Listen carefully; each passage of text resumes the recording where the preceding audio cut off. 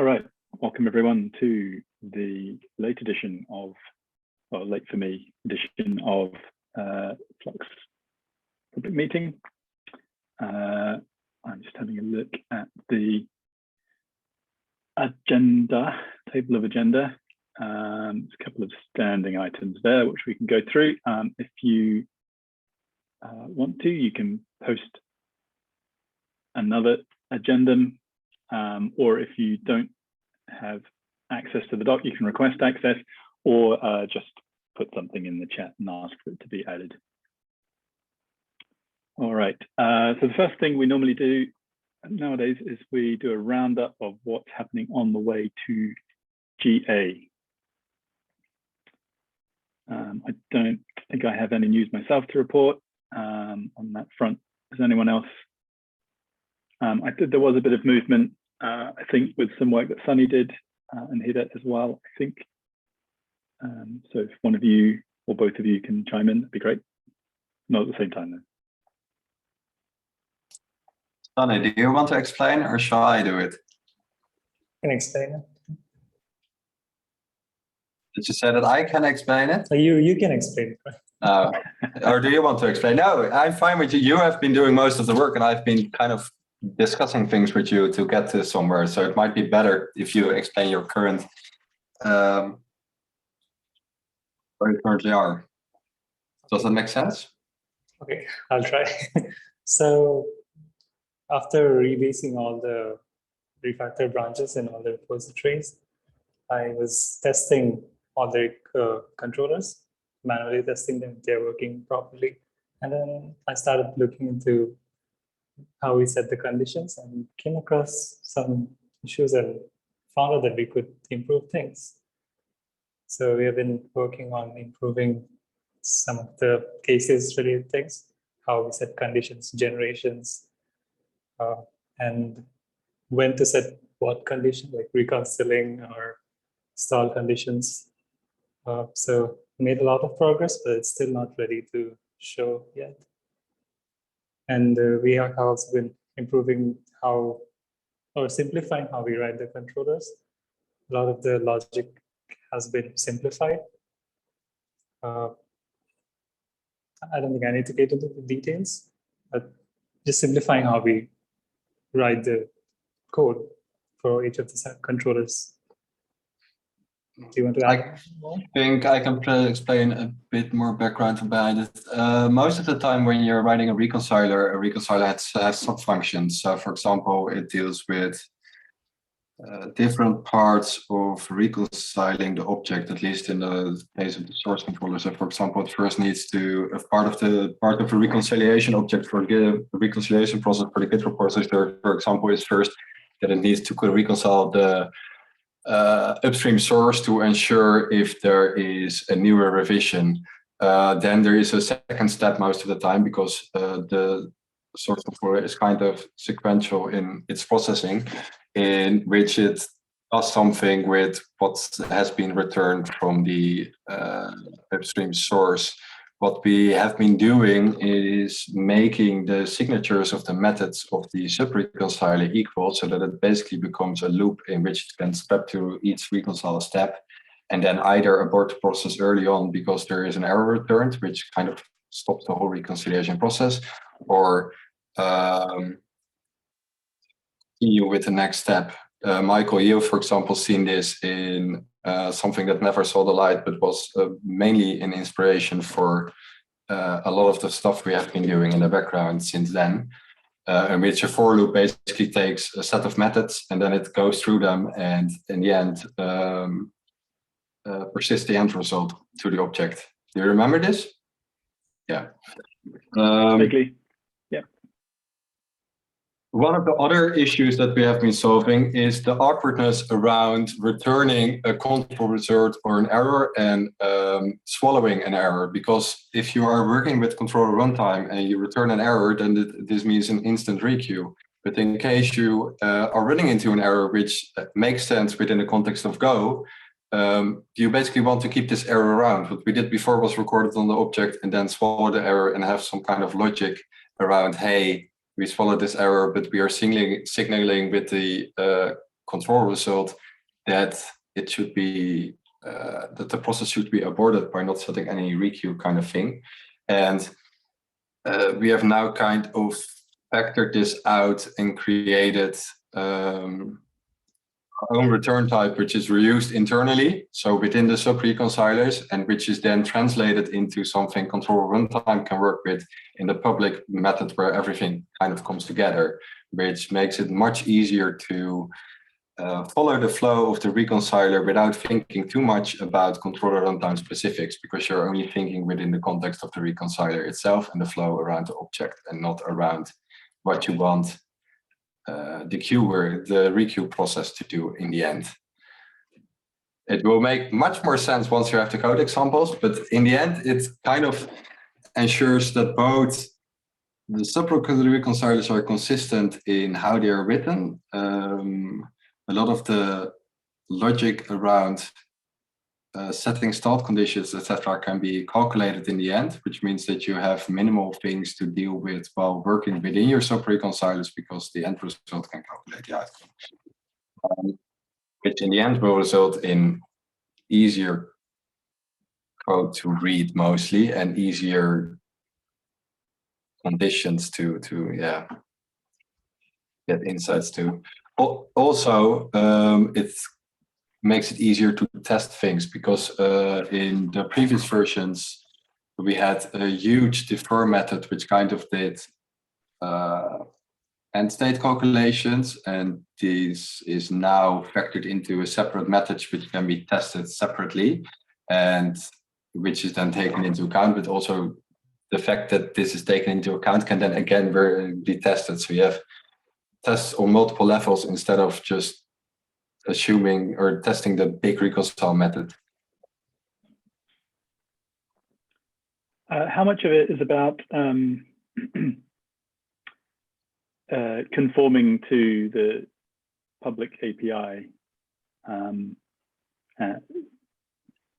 which is the thing that's necessary for GA, and how much of it is just generally improving things of the recent work? It's very much linked into one another, I think, because the problem is that conditions are part of the API. So if you introduce things into the API, that means that you're changing versions. And defining what conditions you need is kind of depending on how much information you can get to the user using the case status conditions versus what you need to add yourself to provide a better context to the end consumer, which is trying to make sense of the end state of the object from a human perspective instead of as a machine or computer. That's right. The problem where it's kind of getting the conditions right is sort of public API. I'm thinking about the rearranging code bit of it, which might help get the conditions right, but is yeah. I'm not suggesting you don't do it. I'm just thinking about which bit is urgent because it's needed for GA, and which bit in theory could be deferred. I think the problem is I think the problem is that the reconcilers are currently kind of written in such a way that they assume sequential operation from top to bottom, and by changing that and by trying to add more conditions to it to provide better context to the user, you automatically have to change the flow of the controller, which means that it touches everything, because the controllers are written in such a different way that basically injecting conditions at the right time at present is kind of hard to do within the current state of the code, which means that everything is tangled into one another. Funny may have a different opinion, but yeah. Not everything's going to need this treatment though, because like the reflector, for instance, is pretty relatively simple, right?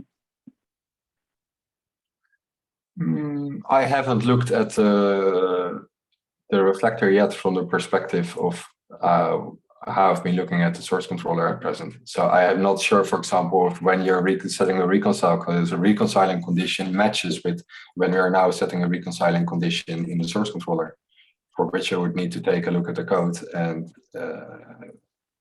make sense of it from the same thought pattern that I've been working on in the source controller. Does that make sense?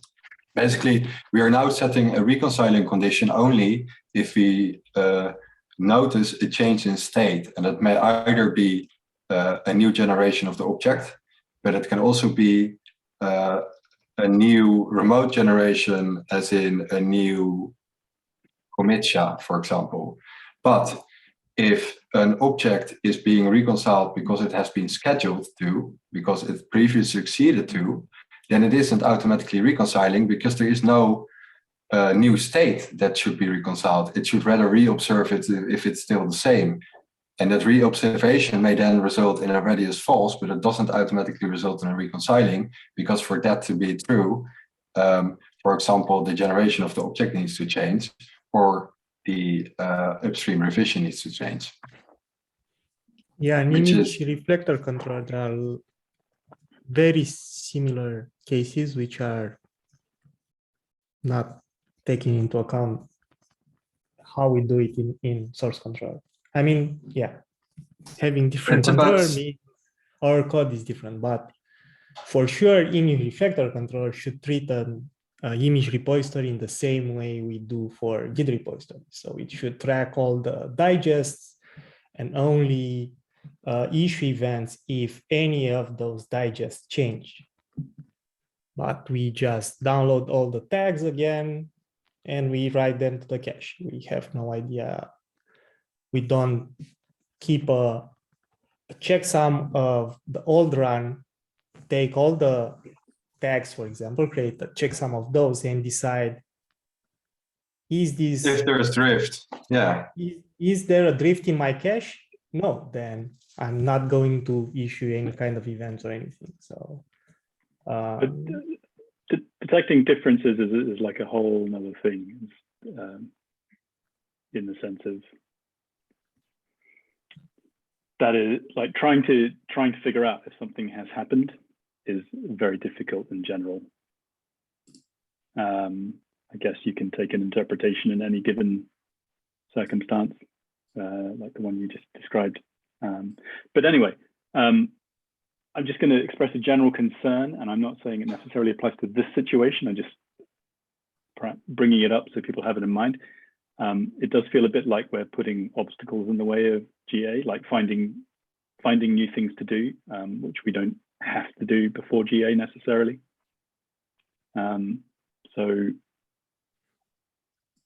Well, I'll leave it there.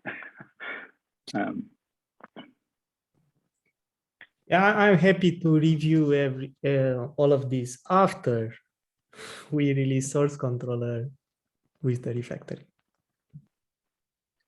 We could reconsider some of our decisions, but unless we have source controller ready with the refactoring code, And by refactoring, do you mean using the helpers in package runtime? yes, what Sunny is working on. Right. Okay. Yeah. So well, I guess what I'm saying is, I thought that was already done. Like the helpers were already set, and the idea behind those was to make it easier to conform to the public API. But in theory, you could do that anyway. You don't need those helpers. They just make it easier. So are we at the stage of changing what the public API is, and therefore we need to catch everything up before GA? Or are we at the stage of just making it easier to conform? We are changing the Changing the API from an observability point of view. Yeah, we're nitpicking on the observability point of view. And due to this, and due to discoveries we make during that, and due to re-observations we make during kind of making changes and figuring out that something kind of doesn't work, there is again a change in conditions. And we are finalizing this because this is like the third round of it happening. But if you kind of say, okay, we stop with it now and we mark it GA, and then you come to the same conclusions as we just reached, that means that you're making a second major breaking change because your observation model changed, which means that it becomes kind of annoying to users. No. Well, that's what I was asking. Is it at the point of the public API needs to change? You just said yes, so that's, I understand now. Yes, but it's an addition. We are not removing the ready status. So whoever is consuming Flux right now, and it will work the same even if we add the new conditions. The new conditions, what they are actually doing for the end user, they will give you a faster failure result. Right now, in order to detect failure, you have to use a timeout and wait for the ready status to become true for 1 minute, 10 minutes, 1 hour, right? Case status on the library that people want to use to detect Flux readiness, it will never give up. So you have to give it a timeout. What we are doing with the refactoring, we are adding new conditions. We are not modifying the ready conditions. We are adding new conditions. So the case status library will detect failure and it will exit immediately without waiting for the whole timeout to expire, right? So it's an improvement of, for the observability part, is not a breaking change in any way. We are adding conditions. We are not dropping any conditions. We are not modifying any conditions. We had the breaking change in source controller when we changed the SHA format from SHA-1 to SHA-2, but that's already released. So I don't see the conditions change as an API breakage. It's an API addition with maintaining backwards compatibility. I see it as a maturity point which we need to reach before GA. Sure. And that's why I think it needs to be solved well before we reach GA, as it the same goes for code coverage, because you want to be sure that whatever you release is solid. And at present, at least some of the controllers are simply not on that level of maturity, which is the reason why I would not mark it as GA before that's being done.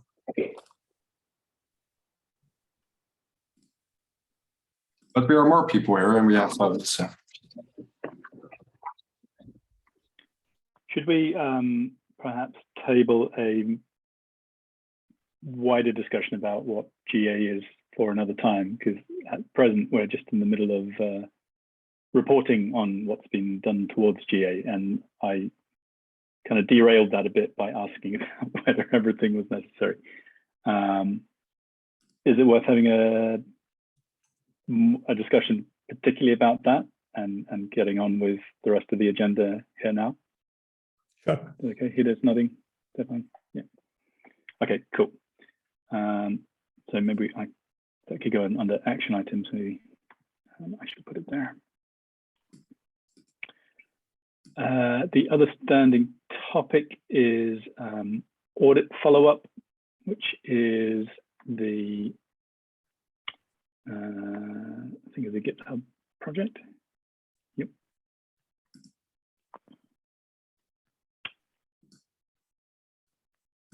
I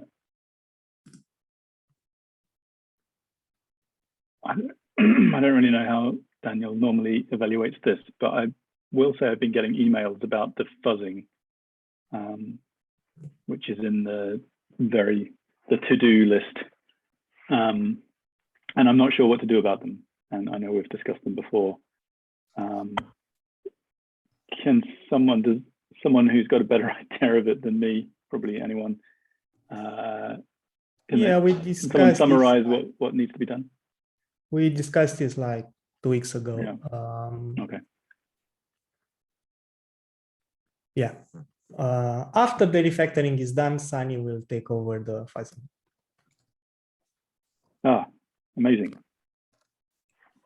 He volunteered. I'll do it. Awesome. Yeah. I will start paying attention to those emails. There is also something happening in Go. Go 1.18 comes with fuzzing support, so we may reconsider running fuzzing on the Google infrastructure, and we may switch to fuzzing on our current infrastructure, which is GitHub Actions, using Go 1.18 fuzzing. So I've been looking at that, and yeah, feels like the right way to do it, since we are no longer depending on some other infrastructure, and we can run it on our own. The thing with fuzzing is that it is, because it's stochastic, i.e. it's governed by probability, you sort of want it running all the time, which I think is what the Google platform gives you. Whereas if it's just run every time there's a change, you don't necessarily pick up things you would pick up otherwise. Like if you go a long period without making a change to something, there might be bugs that you won't spot because the fuzzer just didn't happen to run into them. Yeah, sure. You can run GitHub Actions every minute. Okay. Will they get upset about that?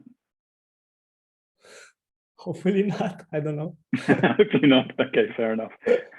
Yeah, we have to investigate, but as they are, so someone needs to get in there, create a single test workload that contains the fuzzing setup and not duplicate everything like is done today. And yeah, consider or not go 118 and running it our own stuff or running it on Google stuff and so on. But okay. There is a lot of research to be done before we can say this is how we want to do fuzzing. So yeah, okay. And benefit of GitHub Actions is it might have fewer kind of constraints over how you submit the fuzzing job. Like the Google platform is very, very particular about what it wants you to provide, right? And that causes problems for us. Yes, Paolo is working right now on the static building for libgit2, OpenSSL, libSSH, and everything else.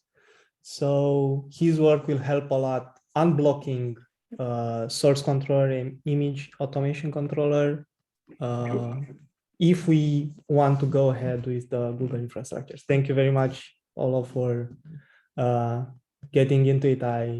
I see you made good progress there, so that's great. Thank you. Yeah, and on that point, I think I got something working out, and I think I can test in AMD 64 and ARM 64. But if anyone around has ARM v7 that could also help on testing, that would be absolutely awesome. Just let me know, and I'll provide you an image to test. I do have that. I haven't turned it on yet, but I will do that today. It's been a couple of months since I ran my ARM cluster, so. No worries. I'll send you the latest. Well, I'll actually share on the channel the image it should be tested. Cool.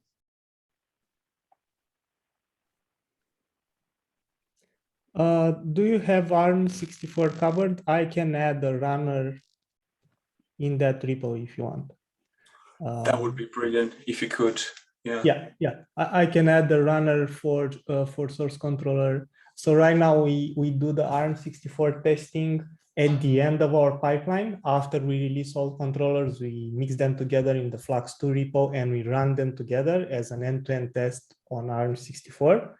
But now that CNCF has sponsored us with our ARM 64 machines, we have enough compute power to add ARM runners where it makes sense. And I think it definitely makes sense for source control and image automation controller, because there is where libgit2 is used, C bindings and everything. So I can definitely add a couple of runners for those two repositories. Cool, thank you.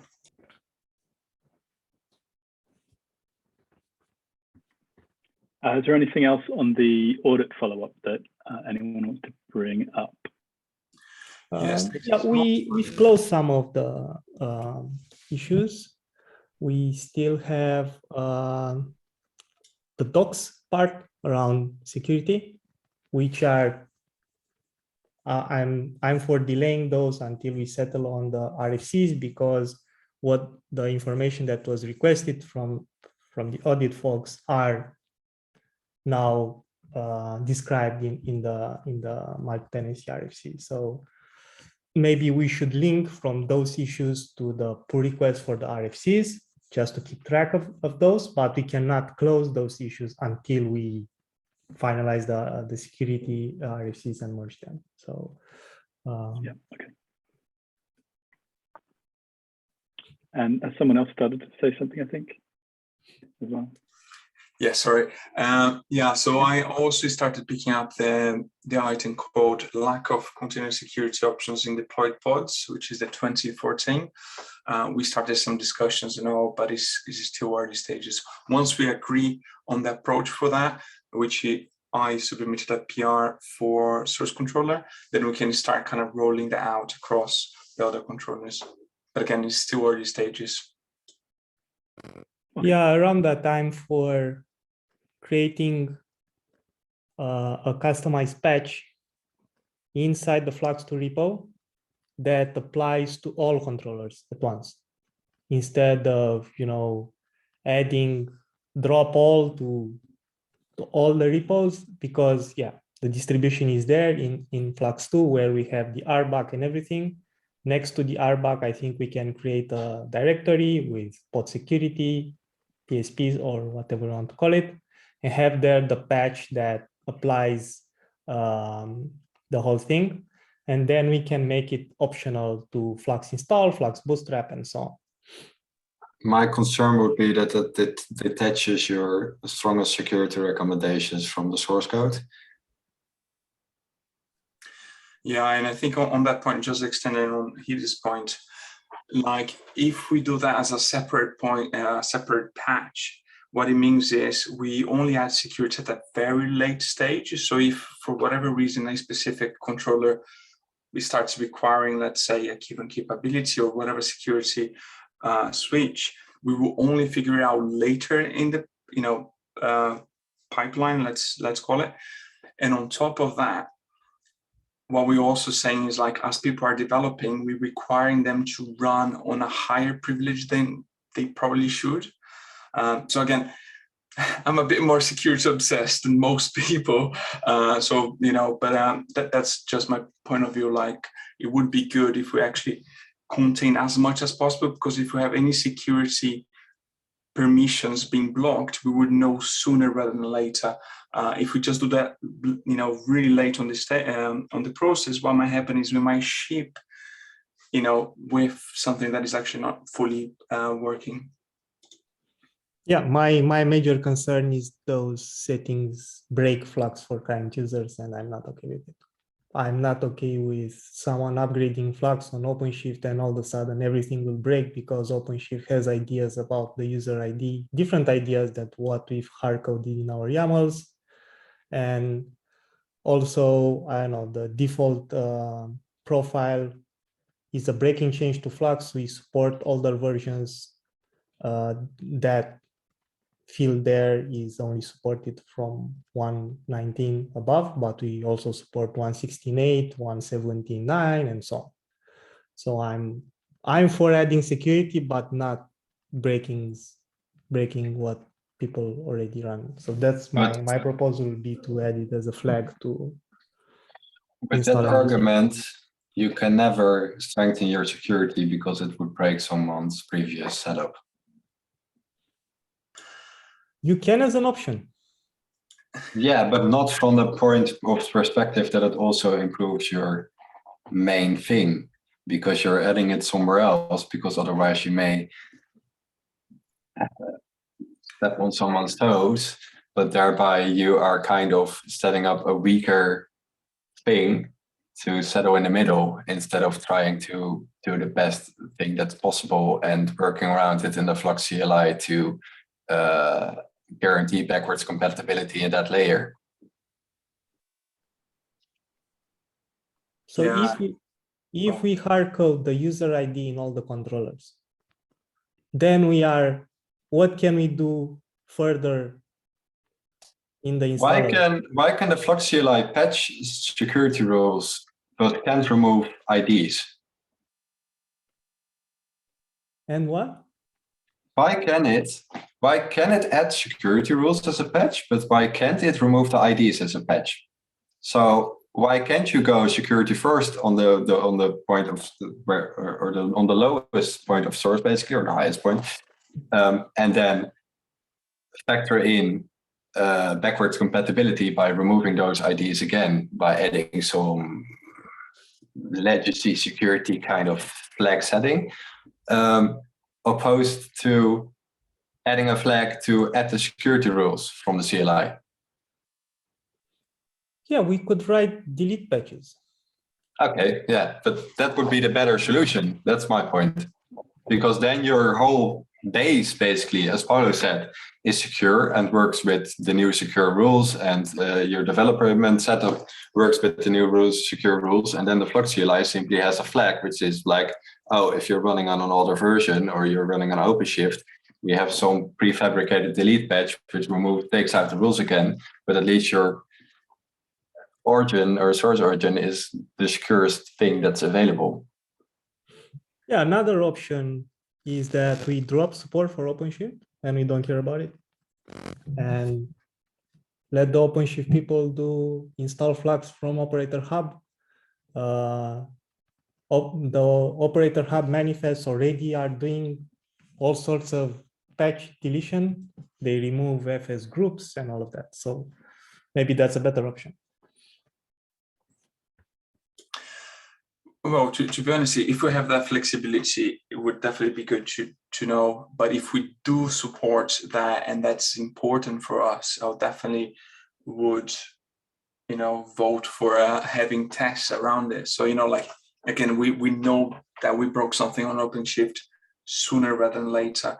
And also would be good to define what versions of OpenShift, because, again, the same way as Kubernetes that we define, I think 119 at the moment as the minimum for the CLI. It would be good for OpenShift to know what is the least that we support. Yeah, every time we submit a new Flux version to the Operator Hub, that one is being tested on OpenShift. It's on PR, that pull request is tested by the Operator Hub infrastructure on OpenShift, and that's where you find all sorts of issues. But that's not maintained by Flux, that's maintained by Weaveworks. So it's up to Weaveworks to make Flux work on OpenShift, is not our job. So let's go ahead with all the security strengthening and not care about a distribution that we don't have in Flux.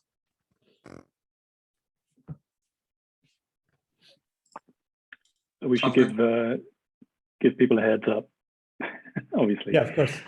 Yeah. That's what we plan to do. Okay.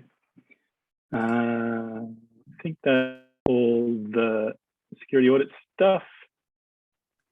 So let's move on to Gregoire said he was confused over what's happening with RFCs. So I can explain that from the start. So the RFCs that are in a few pull requests in Flux CD/Flux2 are a response to some of the comments in the security audit, which were about it's kind of setting a baseline in particular about security by actually documenting what Flux does. And at present in documentation, I think most of the information is there, it's just kind of spread around, and some of the information is actually just in the code. So Stefan wrote an RFC describing kind of broadly how multi-tenancy can work on Flux as a model, and then 2 improvements to Flux's security model, RFC 2 and 3.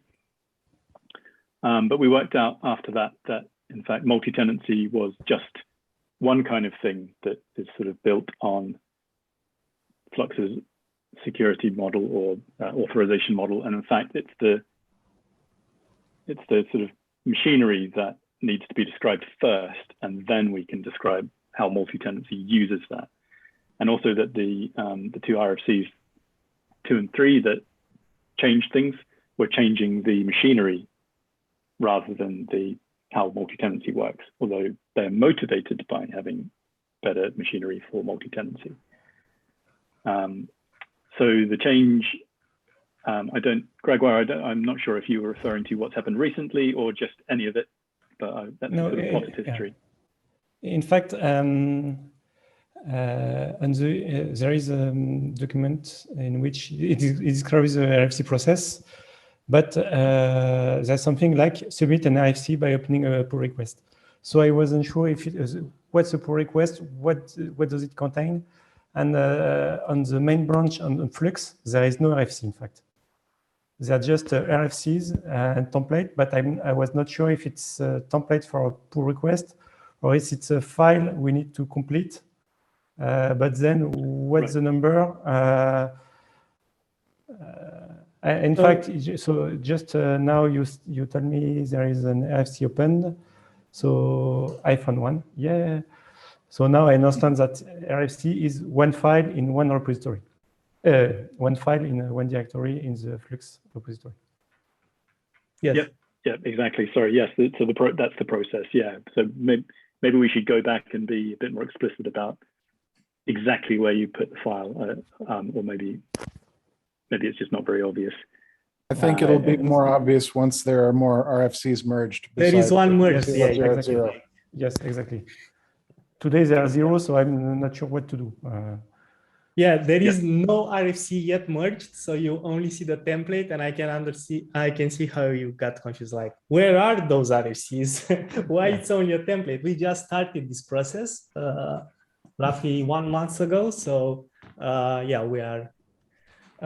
we haven't merged any RFCs. They are still in discussion, so that's why you don't see anything there. They will end up there in the main branch under the RFCs directory as 001, 002, and so on in directories, and inside each directory there is a README. So, for example, you can, I've pasted a link with in chat, and there is a label that we use for all the RFCs that we've currently open, and you can see several examples of how this can be done. Yeah, but yeah, and I see that there is some issue. There will be some issue because there is a multiple. For instance, there is 2 pull requests with the RFC 001.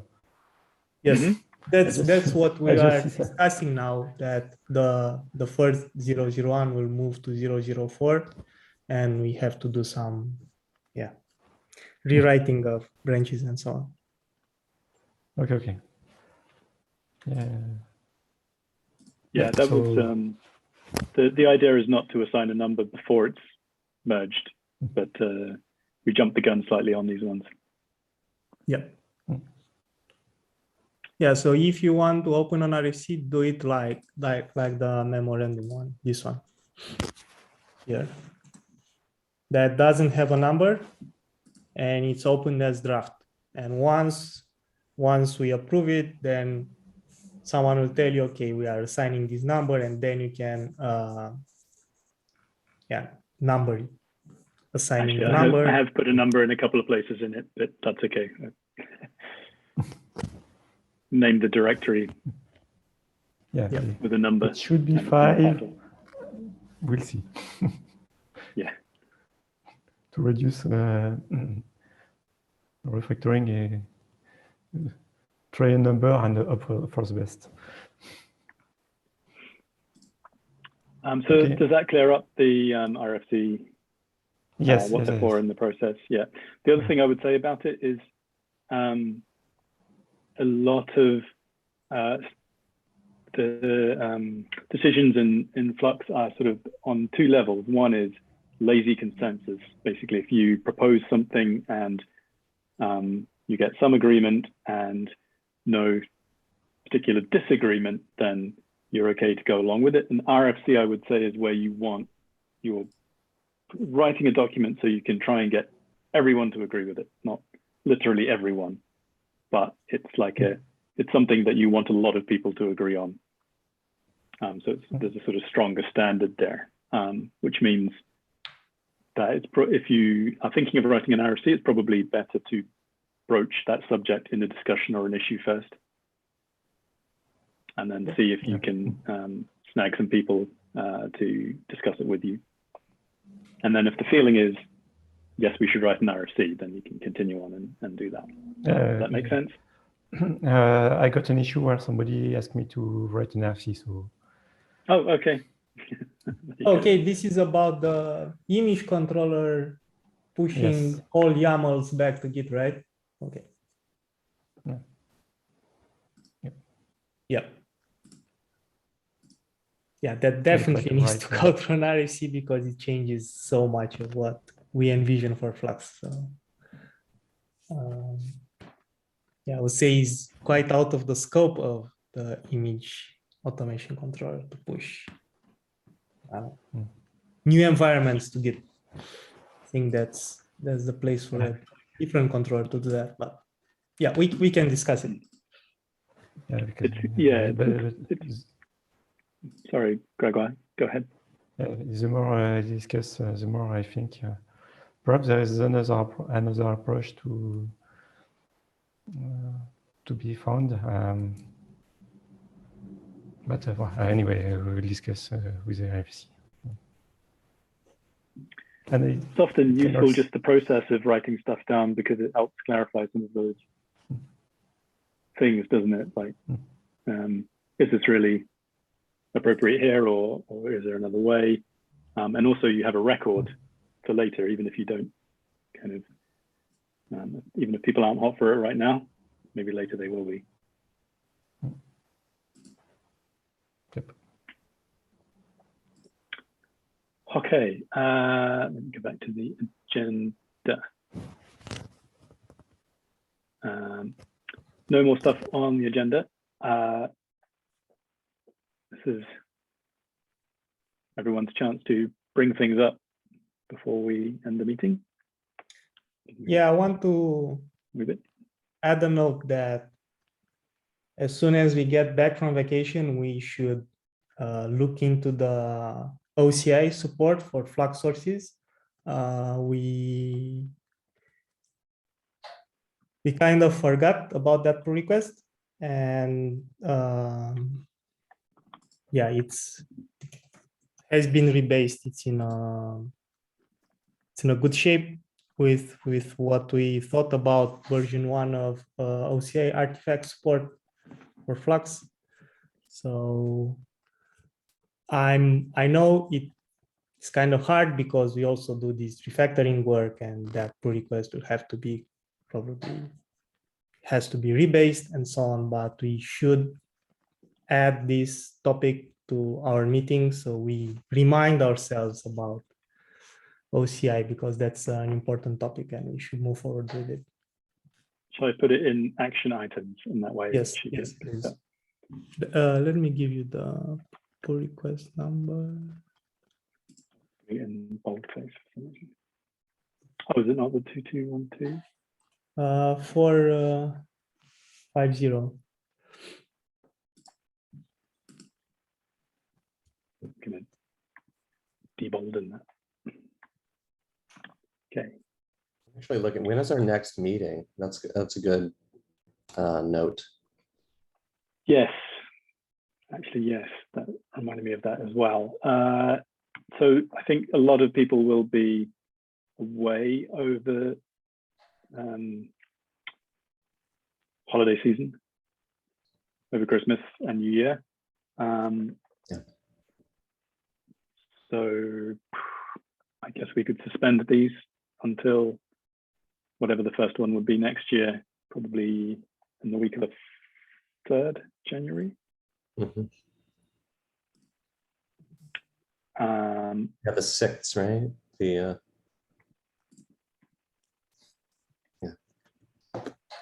So January 5th will be the next meeting then?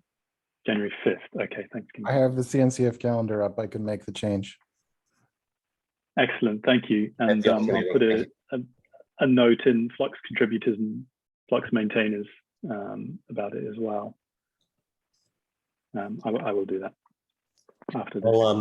I'll note it prominently in our meeting notes as well, in case that's the entry point for people.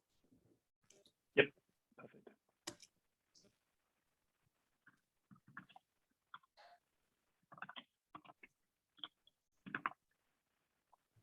Okay, well, I just put that agenda on there. All right, what do we tend to? Any last minute things? Nope. Wonderful. Thank you very much, everyone. And have a lovely holiday If you're getting time off, fantastic. Hope everyone gets a break, and see you next year, if not before. Happy New Year, everybody. Bye-bye. Yeah, good to see you all. Bye.